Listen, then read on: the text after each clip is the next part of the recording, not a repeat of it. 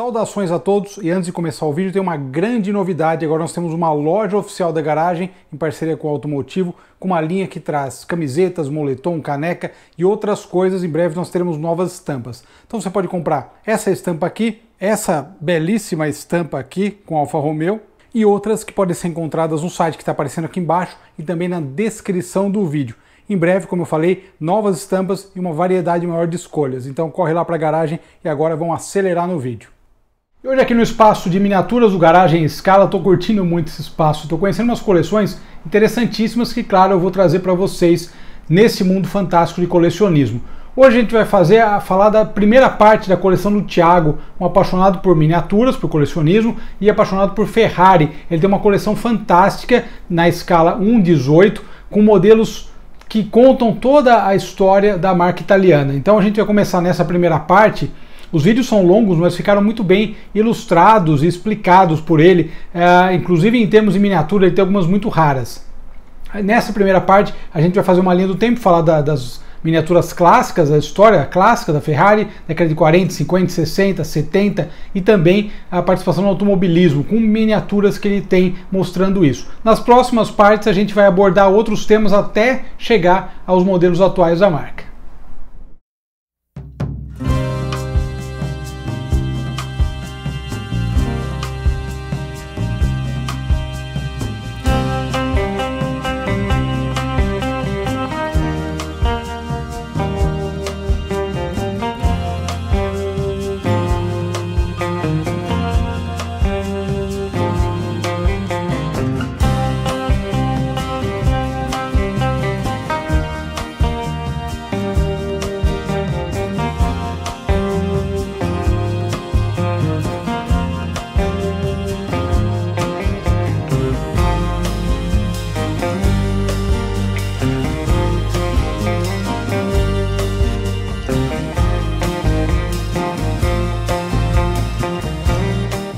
Belotti, tudo bem pessoal? Meu nome é Thiago Santa Rosa.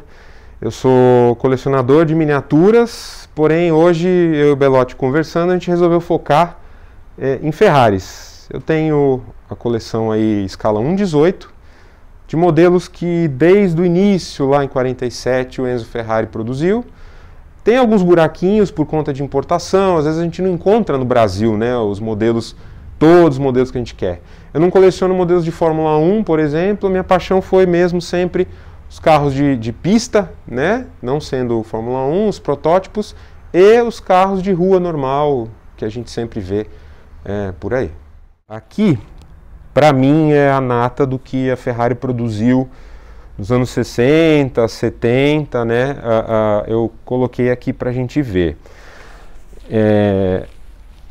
O Gioacchino Colombo, né, era o engenheiro aí chefe de motores da Ferrari, então o que você vai ver aqui é praticamente ele que botou a mão para fazer, tá? Tudo aqui é motor V12 Colombo, com exceção da primeira, que é a 125S lá de 47. Ela era um motor 1.6, 12 cilindros. Oh, fantástico. Sim, as configurações são bem legais. Também na engenharia de Gioacchino Colombo e etc., com herança, inclusive, um pouco do que o Alfredino Ferrari fez, que era o Dino. Sim. Então ele já era engenheiro nessa época dentro da fábrica, ele já punha a mão em algumas coisas, então tem influência do falecido Alfredino Ferrari, que foi aquele filho do Enzo que morreu. Ele teve um problema de distrofia e tal, e faleceu muito cedo. Mas seria promissor, enfim. Então, o Colombo tomou conta disso tudo praticamente sozinho no desenvolvimento de carros de esporte protótipo, os carros de rua. Aqui, né, nós temos aí, vindo aqui fazendo a curva na 166mm, que é um modelo com carroceria Touring superleggera, também é um modelinho que eu gosto muito. Aqui na frente ela tem um farol auxiliar de neblina, ó. Ela foi usada muito em competição, muito. Teve carro desse no Brasil, aí depois teve motor de Corvette, aí voltou para a Europa. Então assim, é um carro que tem muita história também dentro da marca. Aqui já é o que a gente pode falar de uma reunião de alguns modelos do carro mais caro do mundo. Essas miniaturas são da Burago? Sim. Essa que eu te mostrei inicialmente, Hot Wheels Elite, tá? Essa daqui uma Hot Wheels Simples e estes aqui Burago Italiana, inclusive aquela que está no diorama lá. Ah, fantástico. Legal, né? Aquele modelo ali, ela prateada, assim, meio sem graça, ela, na verdade, hoje é a réplica, eu fiz a réplica de um carro que está nos Estados Unidos, na mão aí de um grande colecionador, ela está na Califórnia. Tanto é que quando eu comprei, ela não tinha o escudeto, nada, eu comprei de um vendedor na internet, falei, eu preciso desse modelo, ele está em ordem, tem algum detalhe, algum problema? Ele falou, não, está bem novinho o carro, eu só não terminei de montar, ela era um kit, né? Então o que eu fiz? Eu comprei e fiz ela como ela é na coleção desse americano. O que eu precisei fazer? Eu coloquei o cavalinho na dianteira, aí aqui o logo Ferrari no porta-malas e eu produzia exatamente a mesma placa que está no colecionador. Depois eu cedo para você a imagem, você pode pôr para o pessoal ver. É exatamente essa mesma placa, carro histórico 275, aqui com as denominações de estado e de cidade. Eu fiz fiel ao que ela hoje existe nos Estados Unidos. Está na mão de um grande colecionador. Lá ela não tem a chapa na dianteira, nos Estados Unidos eles têm essa permissão, sim, não precisa emplacar a dianteira dos carros. Eu também não emplacaria uma 250 GTO na dianteira. Ah, sem dúvida. Então, assim, é isso. As europeias que correram aí em grandes tours pela Europa e competições diversas, a original, para o pessoal ver ela limpinha, como ela é, sem adesivar de competição, né? Essa daqui tem uma curiosidade, assim, eu comprei ela meio baleada. Essa faixa, ela é um adesivo, ela é um kit também, ela vem numa caixa bem grande, da Burago italiana, de grande qualidade, só que com detalhes ali limitados à época, né? Anos 90, enfim. Mas o que eu fiz? Eu deixei ela meio que baleada ainda com o estilo de corrida. Então, se você vê, ela está com uma pintura mais judiada, que os carros corriam muitas sequências, uma corrida atrás da outra naquela época. Então, eu tenho um site que é o Cavallino, ele tem as relações de chassi e todo o histórico do carro. Esse carro foi pintado de todas as cores que você imaginar, tem versão dele verde, foi repintado, e depois hoje vermelho, etc. Era algo de uso mesmo. Exatamente, mas nas competições, entendeu? Essa versão aqui, número 26, ela correu em Nürburgring, em 64. Ah, fantástico. Então ela ganhou na categoria dela, o carro vencedor. Essa daqui é também de competição, é a equipe francesa, né? Você pode ver a faixa no teto. Também correu Nürburgring, correu as grandes pistas na Europa. Aquela ali é do Tour de France. Então ela era de uma equipe belga chamada Écurie Francorchamps. Então eles eram da Bélgica e eles tinham aí a grande missão de vencer carros aí um pouco mais modernos já em 64, 65, e ela ganhava. Então ela tem essa característica dessas faixas no teto, no capô, né? Estão até soltando. Então, ó, pessoal, miniatura tem isso, viu? Você pode fazer, você pode reformar, você pode modificar. E essa, por fim, foi um carro que infelizmente não teve um final feliz. Ela era dessa equipe, dá pra ver aí direitinho? Sim, sim. Ela era uma equipe, se não me falha a memória agora, austro-húngara. E o carro bateu. Ele foi preparado às pressas e tal, ele não terminou a prova. Ele participou de uma volta de Itália, de um Tour Strop, e depois ele foi participar da Mille Miglia e não conseguiu terminar. E eu reproduzi, eu comprei ela exatamente como essa, sem os decalques, sem os adesivos. Isso é importado da Espanha, esse e dessa daqui, ó.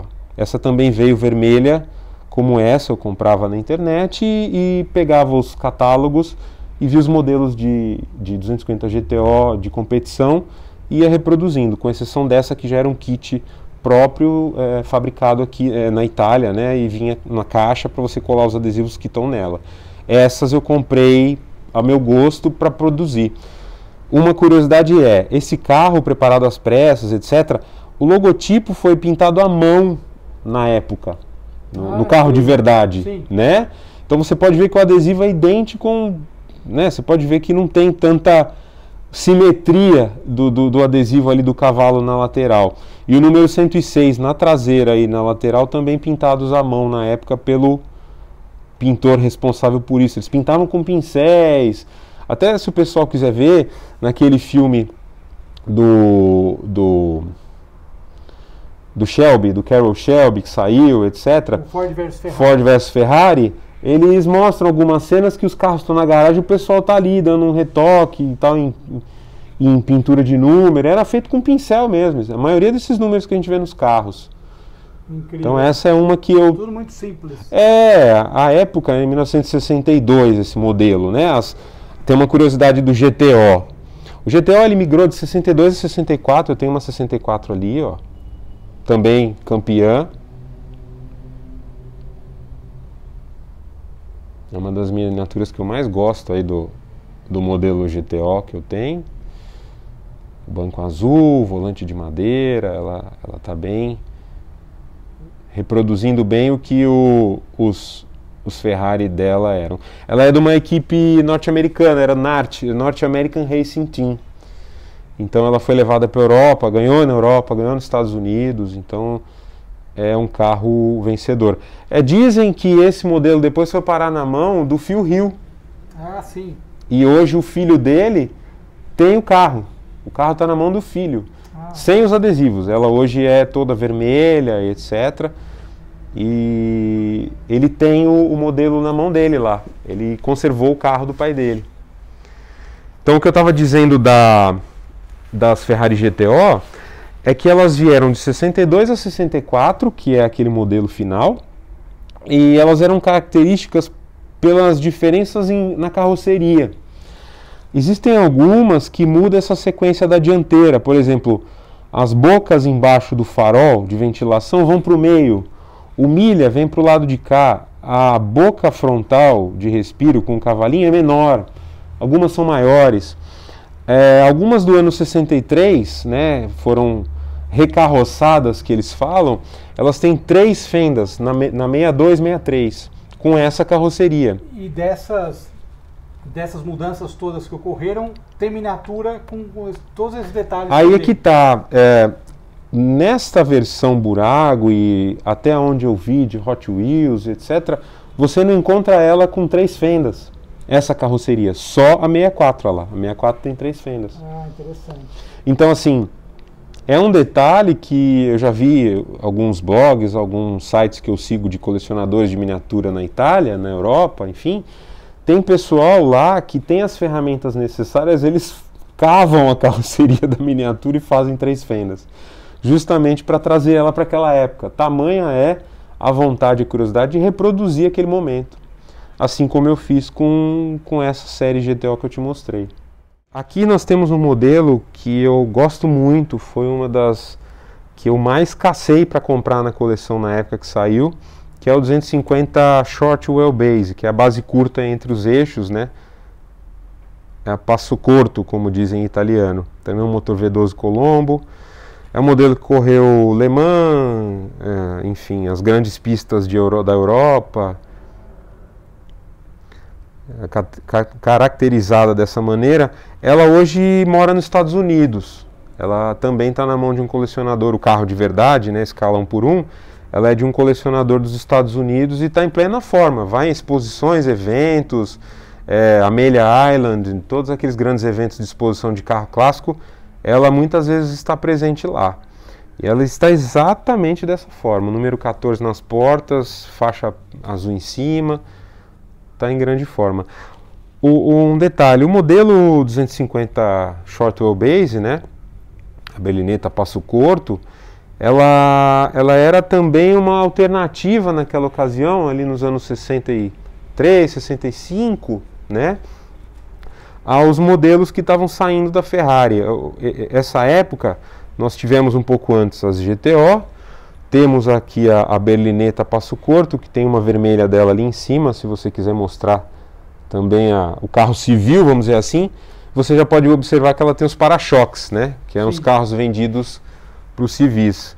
Porém, muitos modificavam o carro comprado, né, até falei agora há pouco da Écurie Francorchamps, que era uma equipe belga. Ela comprava, sei lá, 4 ou 5 carros do Enzo Ferrari e ela levava isso para uma oficina autorizada que eles tinham mesmo na Bélgica e modificavam o carro para competir. Então, muitas vezes a Ferrari, equipe oficial, corria contra ela mesma em equipes particulares. Então, assim, isso foi muito comum de ter 5, 6 carros nos primeiros lugares de competições, carros Ferrari. Então, às vezes você tinha lá o primeiro lugar, Ferrari. Ah, é oficial? Não. Segundo lugar, Ferrari. Terceiro lugar, Ferrari oficial. Quarto, não oficial. Quinto, um Maserati. Sexto, outra Ferrari. Então, era muito popular. O apelo desse carro para esse tipo de competição foi muito grande. Ele era mais barato do que os antecessores. Ele era um pouco mais moderno, mais leve, né? E ele propiciou aí bons momentos de competição, até com o Jaguar, o E-Type, que o Enzo, salvo engano meu, no Salão do Automóvel, foi parabenizar o engenheiro que estava em exposição no salão e falou, né, parabéns, este é o carro mais bonito do mundo, e foi embora. E ali para cima, vamos falar aqui um pouquinho, Belotti, desculpa, as Testarossa. Pô, mas Testarossa não é aquela lá de 84, que tem aquela lanternona comprida na traseira e tal? Não. A Testarossa é todo modelo que a Ferrari quiser chamar assim, que tem o bloco do motor, né, o cabeçote, a tampa do cabeçote pintada de vermelho. Né? Esse é o real sentido dela ter sido chamada Testarossa nessa ocasião. E esses dois modelos que você está vendo, Belotti, essa daqui, ela tá roupagem Mille Miglia de 90, não me foge a memória, 99, alguma coisa assim. E ela inspirou uma Ferrari California Turbo, dessa recente comemoração dos 70 anos da Ferrari. A Ferrari produziu alguns modelos em única unidade com a pintura clássica dos modelos dos anos 60 e 70. E saiu uma California Turbo nessa pintura, exatamente igual. Um modelo que eu também, o pessoal que coleciona sabe, às vezes a gente customiza alguma coisa.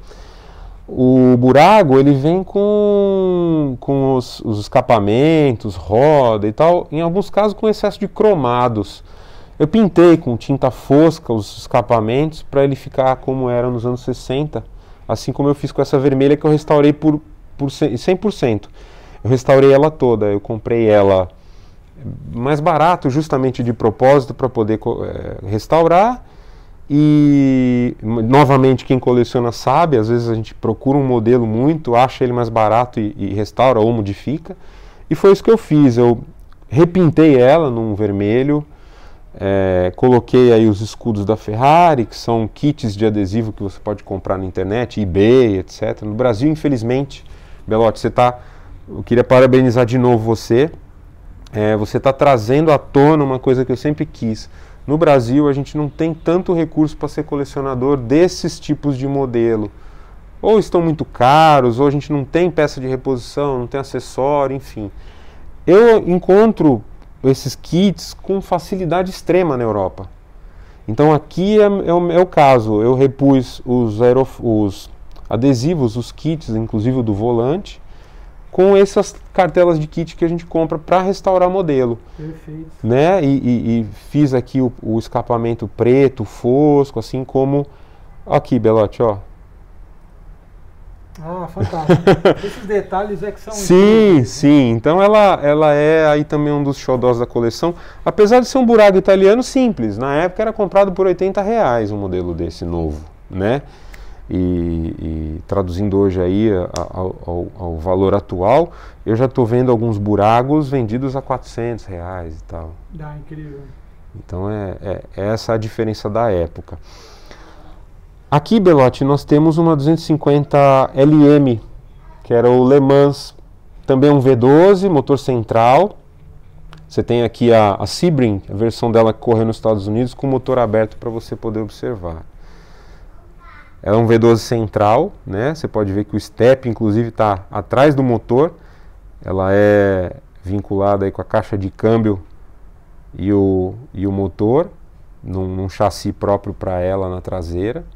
2 tanques de combustível, um do lado direito e um do lado esquerdo. Volante à direita, né, como era naquela época em muitos carros de competição.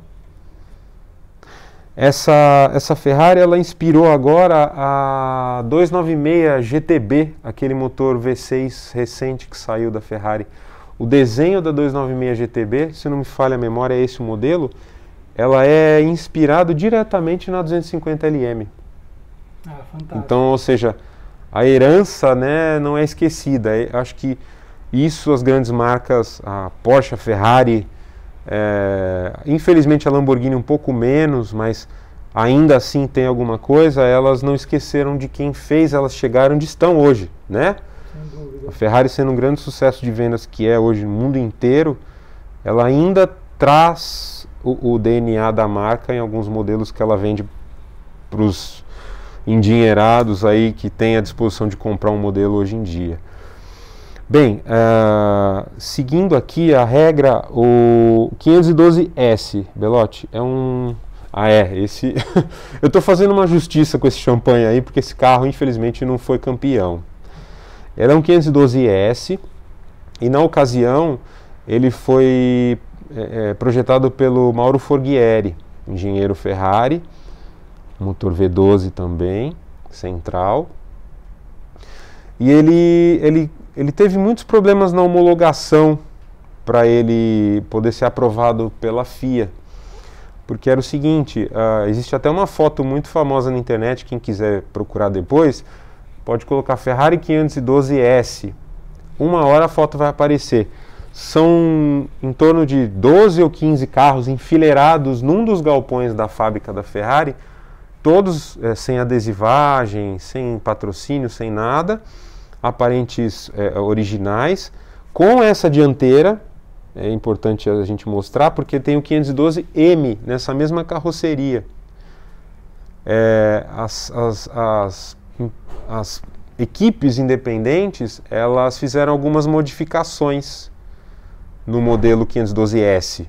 Então existem algumas que correram como 512M e venceram o 512S. Então esse modelo teve problema aí de superaquecimento em alguns casos. Alguns componentes tiveram problema para a conclusão das provas, etc. Mas é um carro que teve todo o seu espaço, teve sua glória, só não foi extremamente vencedor como a gente está acostumado a ouvir falar nos Ferraris. Mas é um modelo que eu gosto demais, eu acho ele muito à frente do tempo, ali do final dos anos 60, começo dos anos 70, então é um carro que está muito à frente do tempo dele. Ele tinha os motores que depois foram para os 312 T1, T2, alguns modelos que até depois quem dirigiu a derivação desse motor foi Gilles Villeneuve, foi, enfim, todos aqueles grandes pilotos dos anos 70 e começo dos anos 80. Agora nós vamos para os anos 70, o modelo dos anos 70 que eu mais gosto, é meu favorito, tá? É o meu também. Boa! É um carro que tinha a oportunidade de dirigir a Daytona, realmente sensacional. Sem igual, né? Sim, sim. Ela, para mim, Belotti, traduz o GT, que era o forte de alguns modelos Ferrari. Motor dianteiro, né? A traseira mais curta, 2 lugares, V12, que era a ideia do 250 GTO inicialmente.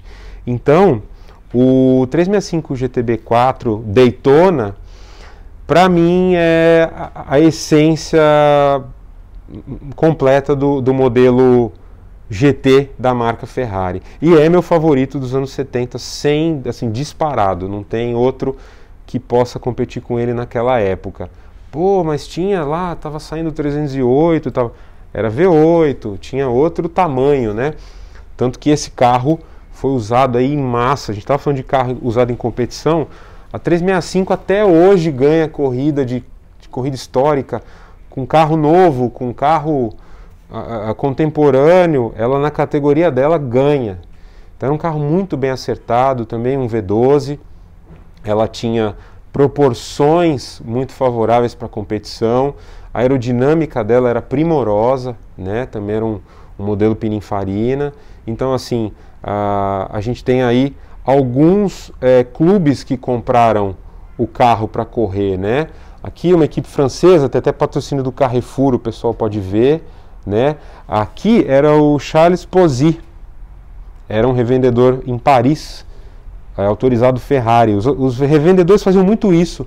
Eles tinham concessionária Ferrari e tinham um carro de competição. Assim como a gente viu nos anos 80 na Fórmula 1, tinha a Alpe, da Vinci, etc. Os carros da concessionária. Aqui atrás nós temos uma da Écurie Francorchamps novamente. Era um grande fã da Ferrari, entusiasta. E esse carro também vencedor em Mille-Miglia, Le Mans, etc., onde ele pisou. Essa aqui eu tenho uma curiosidade para mostrar, Belotti. O nome dos pilotos, se você quiser dar um... Paul Newman era um dos pilotos. Fantástico. E o carro em si, ele pertencia ao Clint Eastwood. O carro era de propriedade do Clint Eastwood, esse modelo aqui 64, para correr em Daytona, para correr em Sebring. E ele era pilotado, dentre eles, um dos pilotos era o Paul Newman, está aqui na lateral do carro. Sensacional. Eu vou aproveitar ela para mostrar o V12. Detalhes primorosos. Esse modelo é um Kyosho japonês, feito sob licença da Hot Wheels, na época que tinha concessão para fabricar. A Kyosho foi o que fez de melhor nesse modelo na Ásia. Então é um carro que tem aí detalhes que a gente pode aproveitar para mostrar para o pessoal. Olha só, cinto de 3 pontos com a fivela giratória para evitar ali estrangulamento numa freada, capotagem. O volante acompanha o movimento das rodas, olha só, você pode ver aí. Ele tem todos os componentes do carro de competição, extintor na traseira.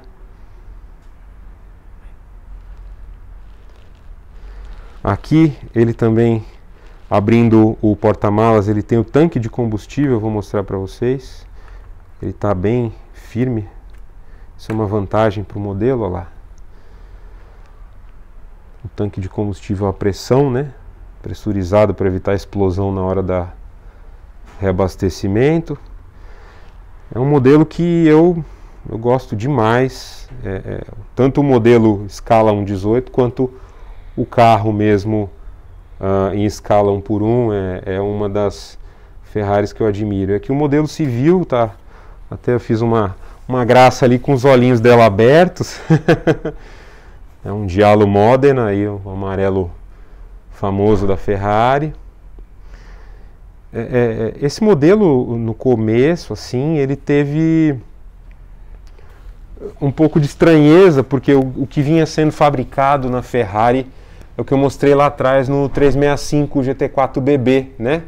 Essa inclusive vem em 71 ali para substituir a GT4BB, né? A Berlinetta Box. Eles estavam abandonando aquele projeto flat, que depois, por coincidência, voltou na Testarossa em 84. Mas eles tiveram aquele modelo que também teve muito apelo esportivo, tem alguns modelos desses de competição, assim como esses kit cars assim, da Daytona, e ele veio para substituir e o fez com louvor. Para mim, vocês estão vendo aí eu falar, para mim é disparado o melhor GT daquela época, que a gente encontra muita coisa dele na 550 Maranello depois, né? Sim. Que é um modelo de proporções semelhantes e etc. Aqui, é interessante a gente falar, eu tenho duas 250 GT California, que é aquele carro do filme do Curtindo a Vida Doidado. Eu não tenho a vermelha porque a do filme não era Ferrari, né? Era um Corvette. Sim, sim. Brincadeira, eu teria, mas aqui nós temos uma que correu em Le Mans. Quer mostrar em detalhes? Vamos lá. Essa aqui correu em Le Mans. Ela é 61, mas ela correu em 64. Exatamente dessa maneira aqui. Também da equipe norte-americana, ó, North American Racing Team. Ela é um V12 superalimentado, Colombo. Também aqui com cintos de competição. Não era nada muito absurdo para a época. O tanque de combustível já cavado na tampa do porta-malas para evitar o refluxo e explosão. Aí o step vai empurrado lá para trás, ó. Ela tem um carpete aqui, você pode ver que é carpetado. Fantástico esse detalhe. Tá vendo? Na traseira ela também segue com o adesivo da North American Racing Team. Tem os olhos de gato, etc. Os pinos parafusadores. Aí tem esse detalhe de redução de peso. Você pode ver naquela ali que é o modelo de rua. Ela tem a grelha cromada, que é um detalhe estilístico para o carro ficar bonito. E aqui ela já não tem. É coisa de redução de peso. Ela era mais espartana justamente por ser um modelo de competição, né? As rodas Borrani, ó, com parafuso universal, o cubo rápido. Então é um modelo que eu gosto muito também da coleção. Foi difícil de encontrar. Eu encontrei ela, como a gente fala, às vezes num bargain find, vamos dizer. Sim. O rapaz que me vendeu, ele era um colecionador, mas ele fazia negócio, comprava e vendia. E ela estava meio esquecida. Veio bem suja, empoeirada. Eu tive que fazer um trabalho até de detalhe nela, com a cera Grand Prix própria, né, com um pano de microfibra para não riscar. Já dou isso de dica aí para quem quiser, os colecionadores. Dá para tirar a porosidade de miniatura. Essa não tinha, não é o caso dela, mas ela estava com, acho que a caixa ficou muito tempo parada no mesmo lugar. Ela veio suja que eu não acreditei, assim. Eu falei, gente, que modelo desse tão legal, jogado assim. E essa preta, ela recentemente apareceu por aí no Instagram. Eu fiquei até feliz de ver. Ela ia ser leiloada. Ela tava, esse modelo aqui com o interior vermelho, ó, pode ver que ela já não tem os cintos que aquela branca tem, né? O motor é o mesmo. Vou pegar a chavinha aqui, deixa eu ver se eu consigo abrir ela desse jeito. Aí a gente sempre tem um macete para abrir ela quando a gente está sem a chavinha de abrir. A chavinha fugiu aqui da minha mão. Aí dentro podem ver que o porta-malas já muda da outra, né? O tanque de combustível também está aqui, mas já não é aquele anti-refluxo, é um tanque de combustível normal. O step também empurrado lá para dentro, o porta-malas de carpete. Também o detalhe das borranes e parafuso rápido. Bem detalhado, o volante, né? É um modelo que hoje em dia no mercado, a gente não falou muito de valores, né, Belotti? Mas assim, a gente tem alguns modelos hoje, Hot Wheels, valendo aí entre 900 e quase R$2.000, né? Então são coisas assim que a gente hoje valoriza, categoriza, mas, por exemplo, Thiago, você quer vender esse modelo? Não quero. Pô, eu te pago o valor de mercado. Muito obrigado. Então, assim, só para o pessoal ter uma ideia, a paixão que o colecionador às vezes tem por uma miniatura, um carrinho, tem muita gente que chama de carrinho, acha que é brinquedo. Não é. É uma coisa que traduz a história de um momento, de um fabricante, a paixão por alguém, né, tão vibrante como foi o Enzo Ferrari pelos automóveis. Tinha até a frase dele que ele falava, né? Chiede un bambino disegnare una macchina e ele o farà rossa, né? Então, peça para um menino desenhar um carro, ele a fará vermelha. Então, assim, é muito latente isso em quem gosta de Ferrari, quem gosta de carro. Vocês podem ver que tem alguns modelos que são amarelo, preto, branco, tem até a branca, prata, né? Aqui no diorama. Mas eu acho que é isso. Eu acho que o que move a gente colecionar, e não eu estou falando isso por conta dessa ter vindo tão judiada, né?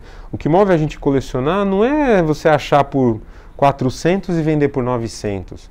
É você achar por 400 e deixar ela inestimável. Sem dúvida. Né, Belotti? Eu acho que é isso. Você cuidar e criar um histórico. Eu acho que é isso.